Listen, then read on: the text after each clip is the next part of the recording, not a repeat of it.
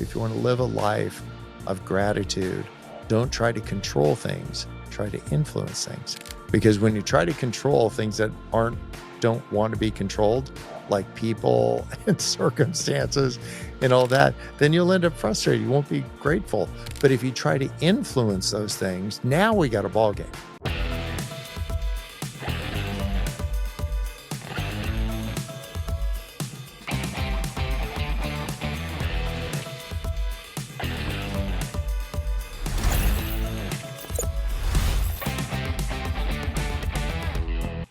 Well, welcome everyone to the Sparks of Gratitude podcast, where we delve into the stories and wisdom of remarkable individuals who have harnessed the power of gratitude to light up their lives and the lives of others. And today I am thrilled to introduce our guest, the incredible Bob Goff, who is a New York Times best-selling author, a renowned speaker, a coach, and most importantly, a dreamer.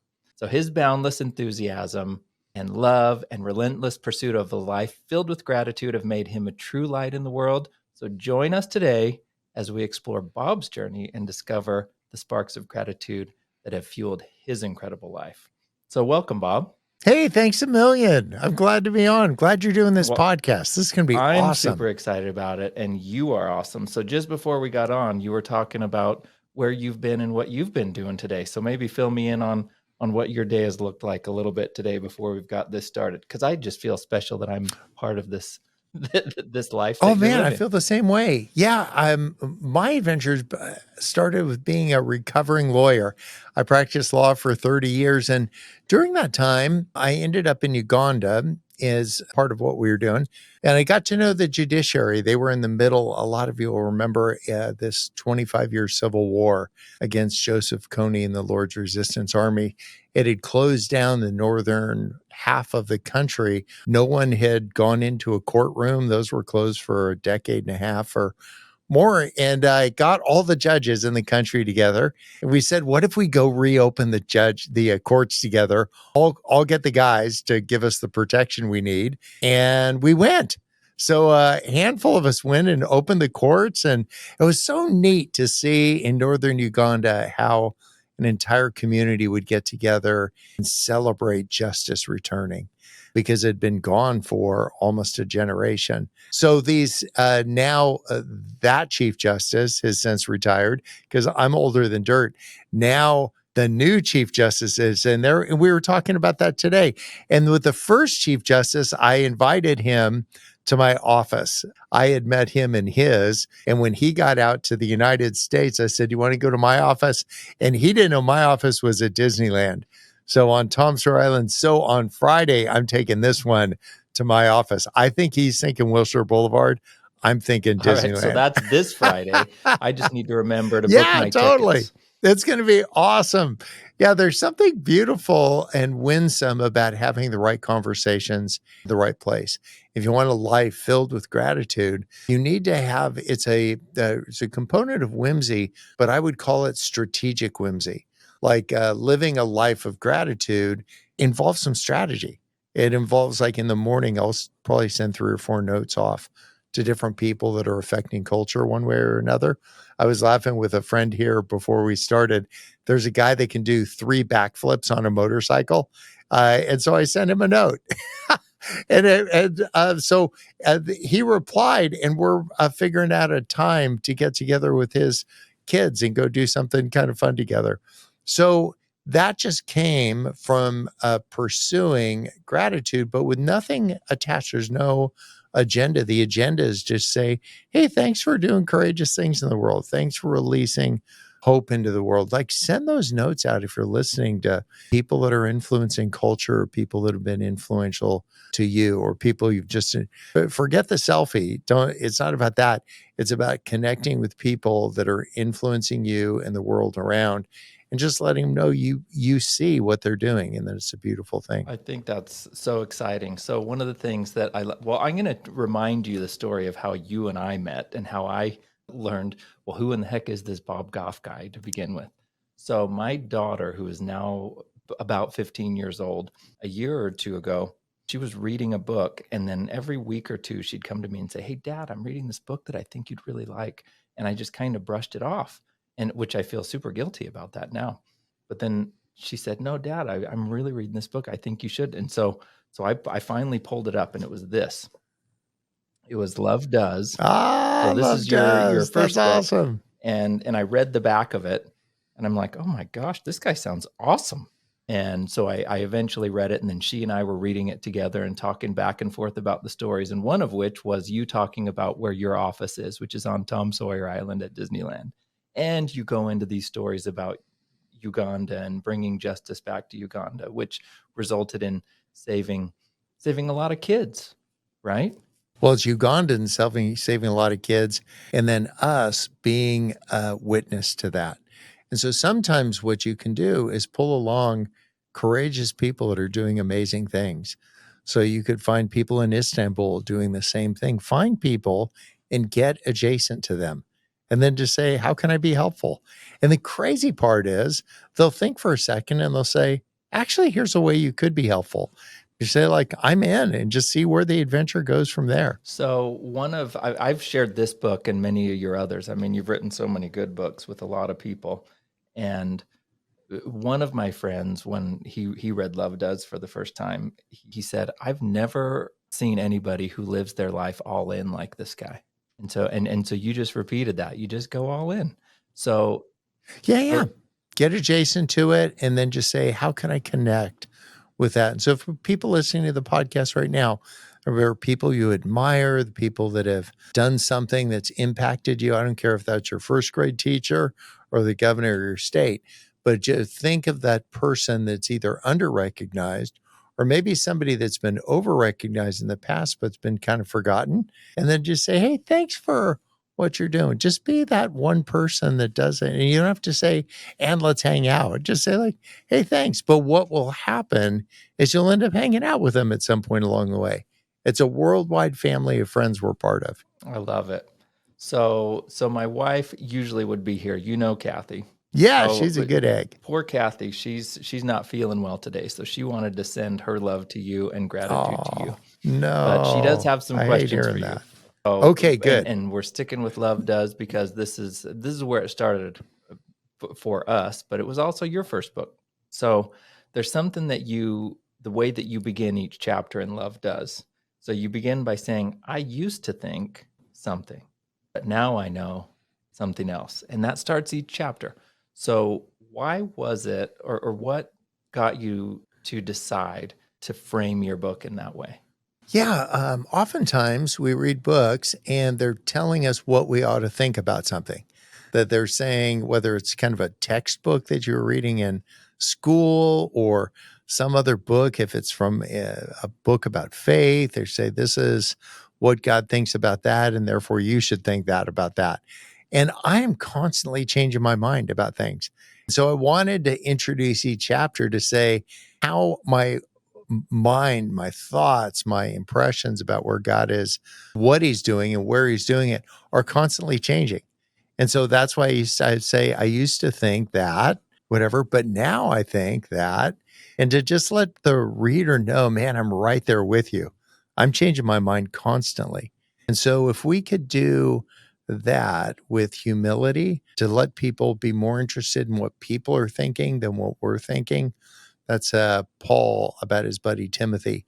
He said he took a genuine interest in the people around him. So just be the person that takes a genuine interest in what's going on. For an author, take an interest in your readers. For a business person, take an interest in your colleagues. Like just be interested in their stuff, not just your stuff. There's nothing worse than saying like, well, then I this and I think this and I think of, well, enough about me. Let's talk about me some more. Just take an interest in the people around you. So do you think this is a skill that you learned, or did you decide to look at it that way? Was that natural for you? Oh, I'm like a note taker. I just decided if you decided that you were going to listen for what people wanted. I was on a conference call with somebody and he said he was really impacted by this particular song. And the guy that wrote the song is a really nice guy. So I thought, oh, I'm going to so blow his mind because this song was really important to him. And the other guy that wrote it is a really nice guy. So that idea of listening for needs, and then trying to say, is there any way I can intersect that? And you can't intersect all of them, but you can intersect some of them. I love it. So I want to ask you a couple more questions about love. So one question that my sister, who also read your book, she wanted to ask is, how do you go about loving people without conditions or expectations? Changing that from a transactional relationship to more unconditional. Yeah, I don't think the idea of having an expectation for somebody is a bad thing. I know it gets kind of some bad press because the people that are manipulative will expect things that are unreasonable. But I have huge expectations for everybody that I work with. I expect that they're going to bring all of their giftedness and all their creativity and all that they're going to do probably a better job. I know there's even my friend Stephanie, who's in the room here, she'll do a better job communicating with people than I will. And so I'll tell her what I'm aiming for, and then she speaks Bob so she can speak to them in ways that will be way more effective than I could ever be. So my expectation is that I could have her translate my thoughts into something that'll be way more productive. So expect tons of people. Expect all of that they're going to show up with all of their giftedness and all that. Now, manipulating people, that's the dark side of that, where you have an expectation that you're going to meet my need. That most people figure that out in their first year of marriage.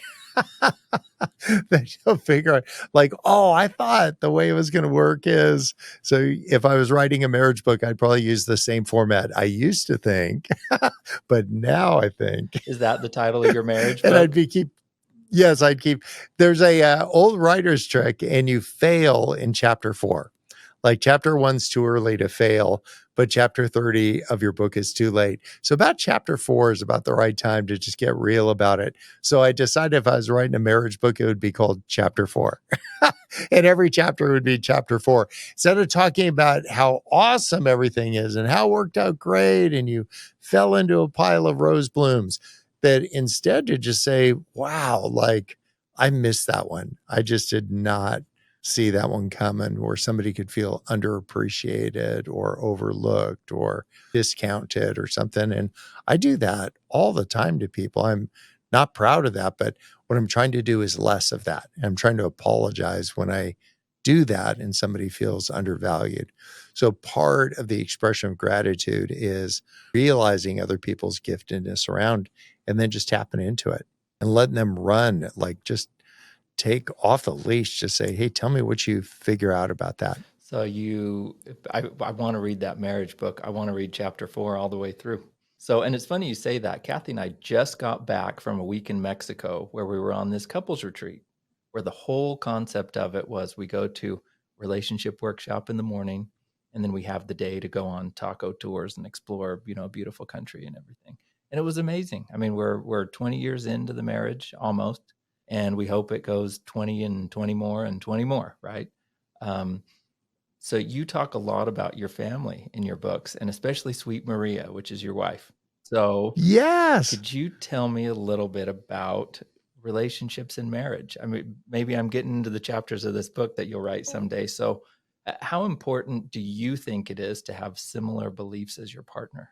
Yeah, well, part of this is like keeping track of each other, not like kind of low-jacking each other or slipping one of those air tags in their pocket, but just keeping track. We've been married 37 years, 2 months, and 19 days. It's not a parlor trick. I just keep track. And if you could kind of keep track of the people that you care about the most, and this idea that we could be one, that's John 17, that oneness doesn't mean sameness. So Marie and I aren't trying to be like each other. We're trying to be like Jesus. And we do sometimes failing efforts at that. But to just keep real, to say, man, I am so sorry I missed that one. I didn't read the room. Sometimes I'm a whirling dervish of activity. Like I wake up and I've got an on switch and it just go. And Maria is more of a slow, she kind of on ramps to the day. And even this morning, she's like, dude, if you could just take that down about 2 notches, because I'm like, what do you look? I'm like waving my arms running around. She's like, it's just a little early. I need a cup of coffee before I can actually engage with you on this right now. So just getting real and just saying, hey, it's a reminder after 37 years, 2 months, 19 days, a reminder that she is still who she was on day one. And I keep forgetting. And so to remind yourself, there's a great effort. You don't need a Bible verse for everything, but Revelations 2, it says, my problem with you is this, you forgot your first love. So that's a great trick in your relationship to remember how you started, like what this adventure was going to be when you touch knees for the first time. And then all of a sudden you were a thing because you were like, wow, that was like on purpose. Well, and remembering that you and Sweet Maria were a thing, maybe tell us a real short version of that. They can get, a better version when people read your book. Yeah, well, I just was, handle over tea kettle for her. She wasn't feeling the same thing about me. I don't even think she knew my name, but I knew where she lived. And so I showed up on her porch with I got like 3 square feet of fur from the fabric store and some buttons and some thread and a needle. And I said, hi, Maria, let's make a teddy bear. She's like, what? I'm like, let's make a teddy bear. I had a little pattern that I got at the store too. And so it would have little movable arms and all that. And so we cut this thing out, and she's a pretty tentative about this whole thing. Like, who are you? And then, but she's kind of like went along with it because she didn't want to hurt my feelings. And then once the teddy bear was made, I pulled out this little square of red velvet in my pocket. I said, let's make it a heart. She's like, oh my gosh, I could see the terror in her eyes. And then once we made the heart, no lie, this is like day 3 of knowing her. I said, let's take a lock of each of our hair and put it in the heart. And she went along. She cut off some of hers. We've got this teddy bear. It's 37 years later. I think she was thinking at the time, did we just make a person? That's the old-fashioned way. Just make a teddy bear together. Now, it freaked her out a little bit, but there's something beautiful and winsome about that. I think it kind of laid a track, and I don't think we've lost some of that fun, like, let's go do this thing. Instead of making this a business partnership that a lot of relationships kind of devolve to, like you don't bug me, I don't bug you, but to just that fun and spontaneity. Like we've just kind of somehow, to her credit, we've been able to keep that in our marriage. So what, I'm going to ask this question a little different. Do you think she would give you any advice on how to be a better husband? Yes, chill 30 out. years ago? What advice would you give yourself 30 years ago for your marriage? Yes, I think I'm pretty ambitious, and I don't want to be like ambitious, famous ambitious, or rich ambitious, but I do have an ambition to really use this brief period of time we get here on Earth. And so I'm pretty ambitious about how we spend the day. Like I'm not going to be just hanging out. Like there's usually some activity that's close by, or I'm reaching out to somebody, or I'm doing something. And I think I would say to myself 37 years ago, that's okay. Like, that's good. Go be who God made you to be. And then I would say the same. Maria is very comfortable in her shoes, and we just operate differently. And she's like the core, the heartbeat of this family. And so we always tease, it's like me, the people we made, the people they married, and the people they made. That's like her whole life right there. She's got a couple friends, but really that's the core of who she's after. Well, so talk to me a little bit about warm-hearted and tough-minded characteristics. Oh, yeah. So as a trial lawyer, you could get pretty steeled in your resolve. The types of cases I handled, I would be representing the person was right, obviously. And then there would usually be like 50 or 60 law firms on the other side. So it would be me against all of them when I kind of like the odds. And so what I learned is to operate with a lot of resolve when I do, because you can't be wringing your hands all the time. That would be not a good outcome. However, you don't want to become hard-hearted. So you want to be like, you just like that idea to be cunning in the best ways possible, not in manipulative ways, but also to don't let fun like disappear. And you can set some rules. Like I don't let people talk to me on speakerphones. It's not because I'm like above it or beneath it or something. It's just phone calls are pretty impersonal to begin with. And then if you put somebody on a speakerphone on top of that, it's like super impersonal. I literally had a young woman, and I emphasize young, probably young for her age, at like 22 or 23. And she called me on a speakerphone, and I'm like, oh, yeah, I just don't talk to people on speakerphones. And she said, well, I was wanting to get a job working for you. And I said, why do you have me on the speakerphone then? And she said, oh, I'm doing my nails. I'm like, oh, honey, like just, I want to be your Dutch uncle here for a moment. Do not call a potential employer on a speakerphone while you're doing your nails. Now, there's nothing, I'm sure her nails needed to be redone or they look terrific, but it would just be like that idea of for the person on the receiving end that you get to set some guardrails. I just don't do speakerphones. So I've got the phone up to my ear and you're the only one I'm talking to. And I put down everything I'm doing, just me and you. Oh, and by the way, I gave my cell phone number in the back of my books to 4 million people. So I'm a pretty easy guy to get a hold of. Now, what I want to do is mirror that. I want to give people my full attention. So it may not be a speakerphone, but you've probably been at a party or something where you're standing in front of that person and they're looking over your shoulder to the next person. So just kind of be where your feet are. Give people your 100% attention. So while I am kind of giggling about the gal doing her nails, it's a great reminder for me to be fully present. I'm not like with you and doing 3 other things right now. You and I are just talking. Here we are.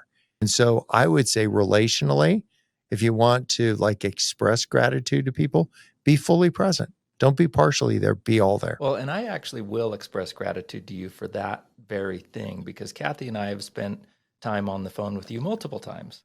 And every time we are, the only person that exists on planet Earth is us. When we're on the Bingo, as conversation it with should you, be. and that's sincerely how we feel, where I've experienced that very differently many times in my life. And I don't fault people for being distracted, right? Which you've wrote another book called Undistracted. Yes, you get to write the books you need. Right. For a guy that gets distracted by oxygen, like I'm constantly distracted. But if you're mindful of that, then the two of you, I sense when we're talking, the 3 of us, I'm the only one you're thinking about right now. Like, so if you can just be fully present, what a great gift, and lose the other distractions that are taking you away. You'll know what they are and figure out how to deal with your distraction. I have the chance to speak at some things, and if there's a big room, and I will always have a podium, like one of those little crummy music stands. I always have the music stand up there. Now, people think there's notes or something on the music stand. There's nothing in there. What I'll find is somebody in the first row is like jiggling their leg or fussing around or something. If that is such a distraction to me, I put the music stand in between me and whatever's distracting me. I just don't have to think. Now, I'm the guy with the problem. They're just happy or nervous or whatever, but I just need to put something in between me and what's distracting me. Then I'm can be fully present. Think about that in your life. Just find something that's distracting you. And if faith guides your step, just say, I'm putting Jesus in between me and that. Or whatever it is that whatever you believe the most. If it's a orca whale, put an orca between you and whatever's distracting you the most. And I think there's something beautiful that happens. We'll lead less distracted lives. We'll be more present, which is tremendously honoring to people. That's a great way to express gratitude. Yeah. So my daughter Penelope asked me about that this morning. I said, hey, I'm going to talk to Bob Goff today. Is there anything you want to ask him? And she said, oh man, he's written a lot of books and that takes a lot of focus. And so she said something on those lines of, it takes a lot of determination and focus. And so what's your greatest tip for following through on something? Yeah, well, first of all, I can't even answer that without saying, way to go on naming Penelope. Like, you win the name lotto. Like, that's so good. For a guy named Bob, I have such name envy that's happening right now. The way that I try to focus is I'll set apart some time. So, for instance, the following 2 months, we have lined out, by and large, most of the days for just getting a book finished. So, I've got them about, I was supposed to be starting at the first of the month. And what I'll be doing is I'll actually be halfway before I was supposed to start.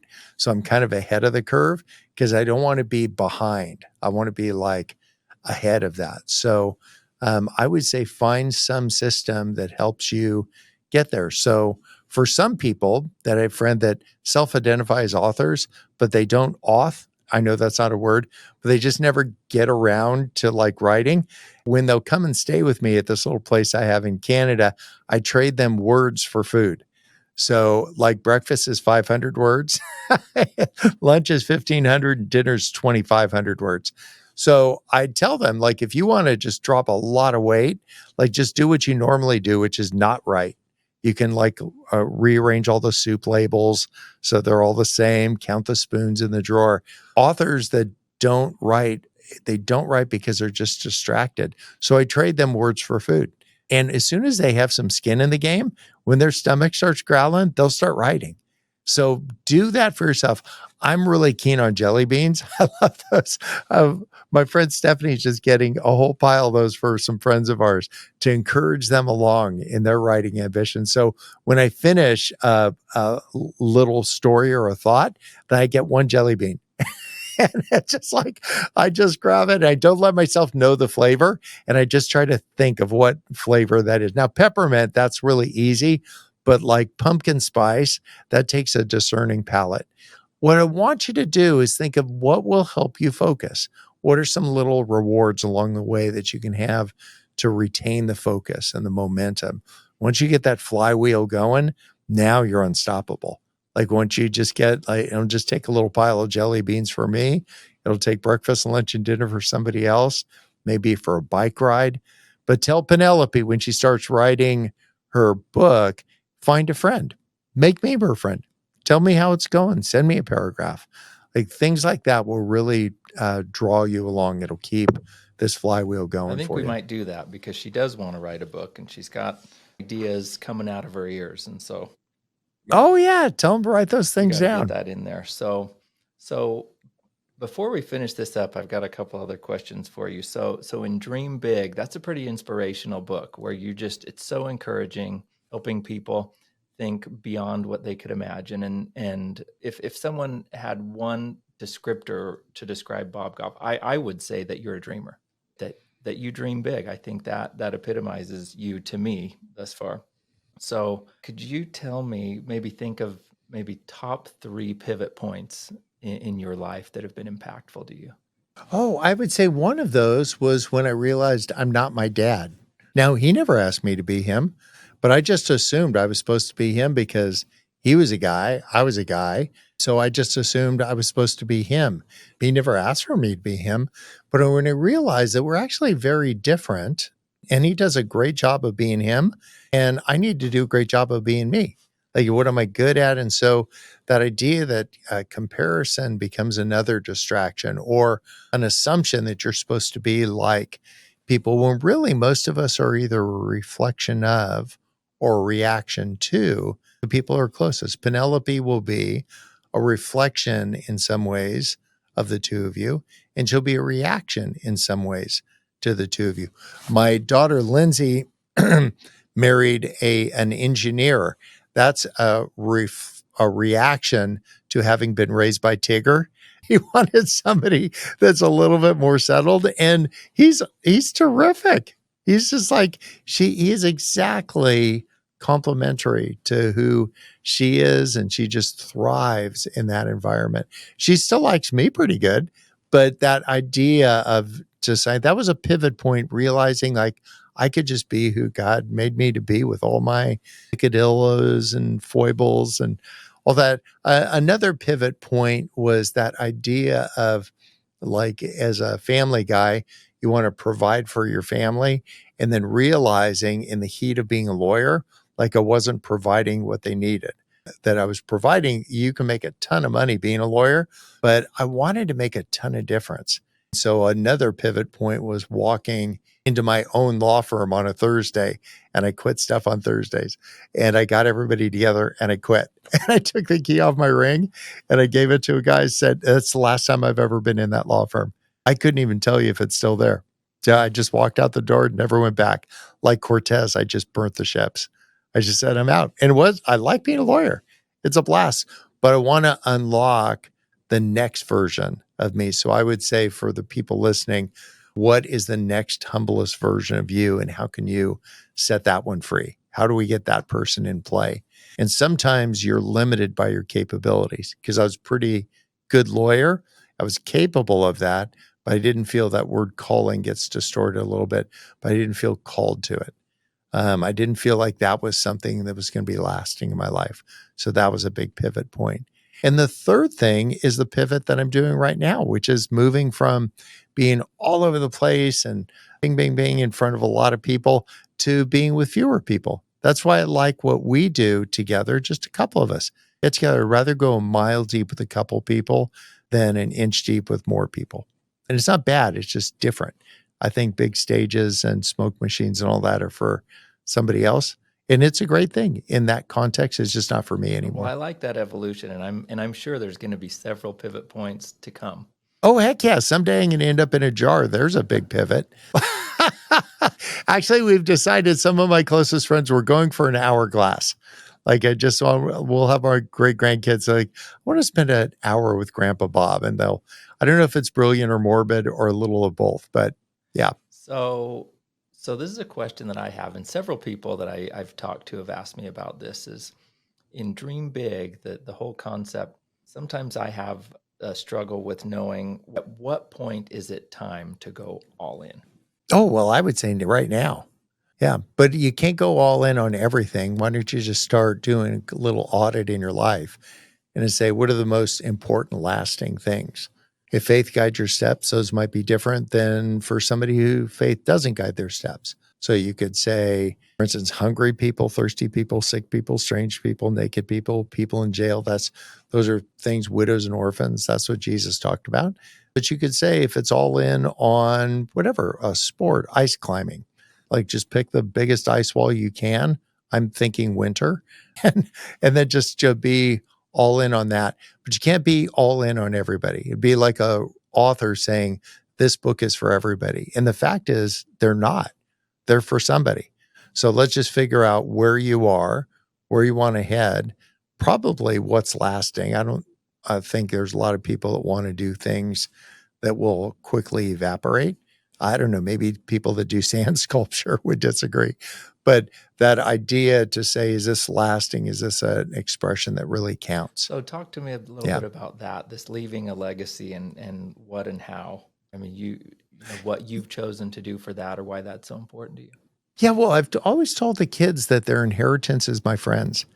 You know, it isn't a bunch of cash or stocks or bonds or something. What you get is my friends. So I don't think we've got the Dakota somewhere, a bunch of faces chiseled into a cliff. I don't think we need more monuments to ourselves, but a legacy of love and a legacy of engagement, encouragement, that has staying power. I just think of a grandfather I had that was a fireman on the docks in San Francisco. He worked the graveyard shift for 40 years, never put out a fire. Isn't that awesome? I don't even know if he knew how to, but he was great at loving me. And so here we're like 30 years after he passed away, and I'm still thinking about a guy like that, how he was humble, like that kind of legacy. And they had a house. It was just a tract home, but they told me at 4 or 5 or 6 years old that they lived in a castle.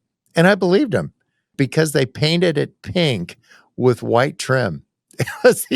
To the chagrin of all their neighbors. Property values were crashing all around them. But they wanted to let me know I lived in a castle with them. So they painted their house, as castles are, bright pink with white trim. I love that about them. Makes me want to get a bucket of paint. Bum my neighbors out. But I just loved how they were so good at loving me. So he never made a big mark in the world as a fireman who didn't put out fires, or my grandmother never got a driver's license. She never learned how to ride a 2-wheel bike. So she had a 3-wheeler. But these are fond memories that are lasting 30 years after their death. I want that kind of contribution. So that brings me to my last question, Bob. So, and this stems the whole purpose of this podcast is, of course, gratitude. And it all started with my wife challenging me maybe 10 years ago to keep a gratitude journal and just daily write a few things that I'm grateful for, a few things that I could do better. And it was pretty easy at first because, yes, I'm grateful for, an ice cold Diet Coke, or I'm grateful for, love and, indoor plumbing and things like that. But after a while, those superficial things become less important, and then I go deep. And so a question for you is, what challenging experiences have you had where you found gratitude, or for which you're now grateful? Yeah, some of the most ambiguous of times on reflection are the times where I grew the most. So we all, to one degree or another, like some certainty, some predictability about our life. But when circumstances kind of throw the sock drawer on the floor, at the time you're like, oh, yikes. But it's actually in those moments you reflect back on later how the succeeding events unfolded and pointed towards something really beautiful in your life. It's hard to say that in the middle of all those socks on the floor, but to have that trust that, man, I've been through harder things than this and I know they worked out. So maybe this will work out too. Yeah. So I think it's just this, it's not just optimism. It's optimism seasoned by learned experience, lived experiences. So I've sailed across the ocean a couple times and I always hurl the whole way. So I'm no sailor, but I like the adventure of just saying, like, can we go 2,700 miles and actually arrive somewhere? And there's always something that'll come up, something that goes wrong. And I think those are actually the points in time many years later that I still remember. I think I'm not unusual. That's what we remember, that there was a lot of ambiguity. And then there was this revealing of like, and those things that were the most difficult part become the most enduring parts of the trip. And the same thing in your marriage, same thing with Penelope, the same thing with challenges at work where you were like, I know Stephanie, her worked really hard to put together a trip for 200 people. And then it all just like the world fell apart. And so that couldn't happen. So I think the challenging parts will then later turn into some other things. We're just in the middle of the challenging part right now. We're just not at the part where it happens, but we're not walking around with gloomy faces. We're just like, oh, that was a hit. So now what we'll do is a little bit later today, we'll think, okay, what's next? What does this make possible? What are things that we can actually do and influence in our life? And that would be the closing thought of, if you want to live a life of gratitude, don't try to control things, try to influence things.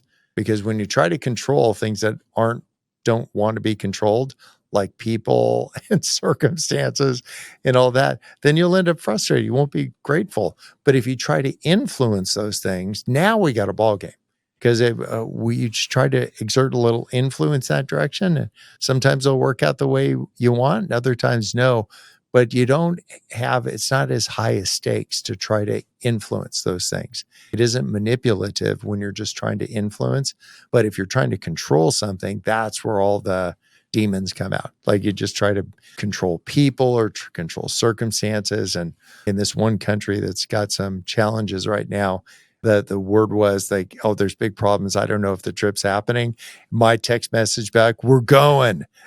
Like the next message is, I think all the airports are closed. I'm like, we're going. And that is where you move from control, which is we're doing this anyway, to influence. What can we do given that circumstance? And that puts everybody on edge, and to say, what is the best possible outcome given this new information?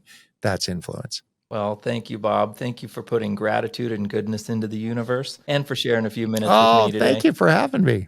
This is great stuff. I'm so glad you're doing this podcast. Do many, many, many more. Keep it up. And people, subscribe to this podcast, listen to it, and then don't just agree with the neat things that you hear. Say, okay, I'm going to go do something about it. I love it. And look for Bob Goff, bobgoff.com. Read his books. Thank me later. It's good stuff. Thank you, Bob. We love you so much. Thanks a million.